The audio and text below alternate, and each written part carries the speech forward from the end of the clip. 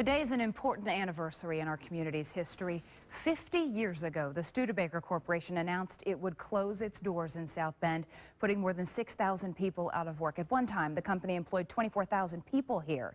WSBT's Kelli Stopczynski sat down with two men who worked at Studebaker during its final days, and tonight, their perspective on how that shutdown impacted their lives, the community, and the company's legacy. It was, kind of a lousy, overcast, snowy day, and it fit the mood. Very sad. This is the iconic picture from that day. Remember Walter Cronkite making the announcement, and the picture on TV of everybody walking out. December 9th, 1963, less than 3 weeks from Christmas, and it hit the community hard. I think the negative ripple effects was the pension issue.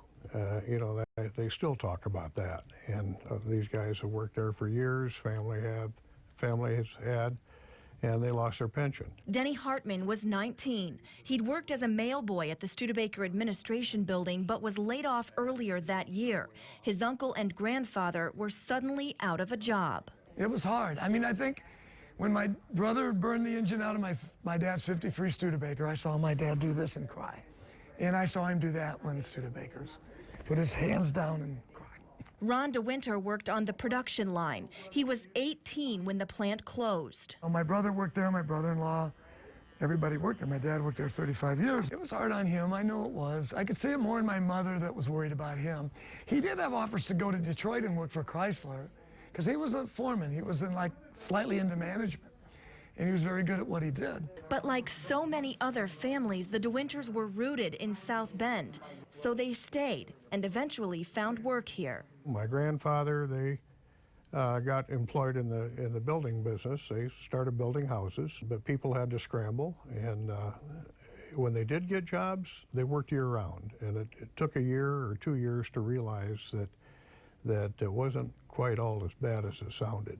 Today, both Hartman, who owns several businesses, and DeWinter, who owns a hair salon, are still very much into cars and Studebakers. You feel young again when you drive them. I mean, the exhaust, the smell even. Studebakers have a certain smell to them. And they're both very proud of the Studebaker legacy 50 years later. And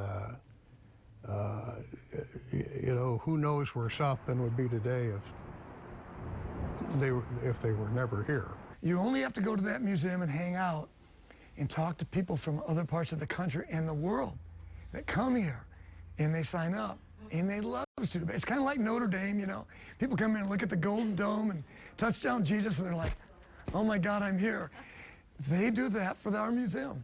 The Studebaker company made its announcement to employees December 9th, 1963. It shut down production for good 11 days later in South Bend.